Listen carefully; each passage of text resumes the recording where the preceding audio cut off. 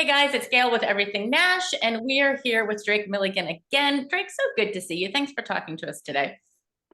Howdy, howdy. It's great to see you. So we have a lot to talk about, starting with your EP Jukebox Songs coming out next Friday. And I'm so curious why you wanted to put these songs together. Well, I mean the name of the song and the name of the record is Jukebox Songs, and that's exactly what I was going for. I was going for songs that you could find, on some old dusty jukebox, something that may fit in with, Neon Moon or, some of my favorite, like Gary Stewart songs or something like that. And so that's exactly what I was going for. Just songs that kind of feel classic and keep that kind of tradition going. And it includes the song Don't Leave Me Loving You, which you performed on AGT, which we're going to get to. Give me the story behind that.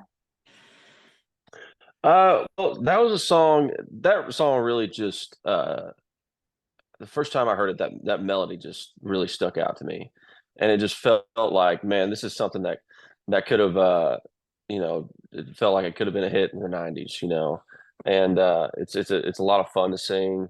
And I think it's a song that a bunch of people can relate to. I think everybody's kind of felt that way, when it's, when a relationship ends, that, maybe it would be a lot easier to get over somebody if you didn't love them so much. So it really kind of resonated with me, and hopefully will with a lot of people too. And fun to perform live. Yes, yeah, it's a lot of fun to sing. Uh I always just loved, I mean, I love ballads. I love singing, sad songs, and a lot of my favorite singers had a lot of great ballads. So yeah, it's a ton of fun to sing live. So you performed the song on AGT. You were invited back for the Fantasy League and didn't make it through, which we were all at our house. We were like, come on. But what was that experience like?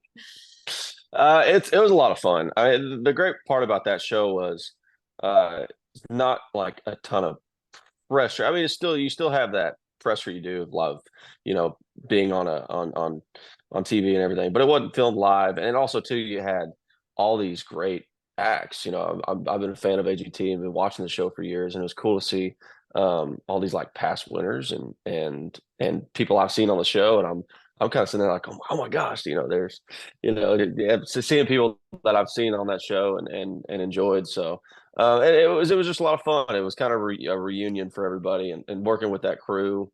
Uh, I got some great relationships from that show. So it was kind of getting to go back and see everybody. It was just a lot of fun, and I didn't go into it really with the mindset, I wanted to do well and be on the show as many times as possible, and I'm so glad they invited me back to play on the finale. But it just, yeah, it was just a ton of fun to kind of go and have a reunion with everybody. Were you surprised when they invited you to come back for the Fantasy League? Yes, yes. I mean, I I didn't, I had no idea that they were doing that, new show. But it was a fun structure, and it's fun how the judges, kind of pick their teams, and then to find out that I was Team Howie was pretty cool. He was so supportive through all my time on AGT, and so it was just great to go see everybody again. That show really kicked off your career, but you had already been performing long before that. So what was that like, seeing that sudden, like, oh, now everybody knows who Drake Milligan is? Yeah, yeah. I mean, it's I don't know, it's great that AGT was just it was just the perfect opportunity for me, to kind of like break the ice and release that first record right off that first show, and then all of a sudden have people react to the music and be able to pretty much go anywhere at that point after the show, and sell some amount of tickets, pretty much all across the world. And then try to build on that, right? Just try to build on that fan base. So it yeah, just wonderful opportunity for me. You are a super talented singer. What some people may not know is that you are also a super talented songwriter. You had a song on Ronnie Dunn's album, which is shocking because he's such a great songwriter. What are your plans as a songwriter in the future? I would just keep on. I mean, I've been here. We've been off the road the last few weeks, and I've spent all that time just here in Nashville writing. It's just so that at a certain point, when you start writing songs and get a part of this, kind of Nashville community of songwriters and great songwriters, it's kind of addicting. You know, you can't stop.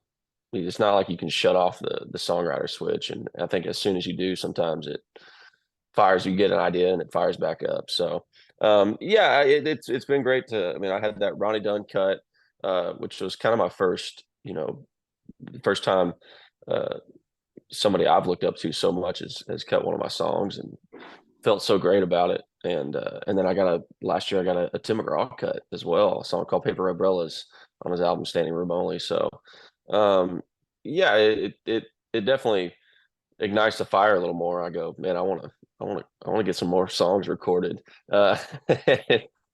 And so yeah, and it's such a great time, I think, for country music too.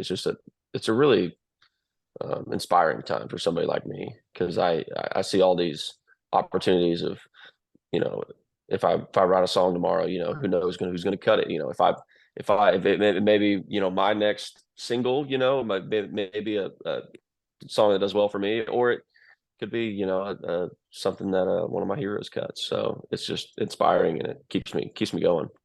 So jukebox songs out next week. What other music can we expect from you this year? Because if you're writing a lot, I'm assuming you're planning on releasing a lot.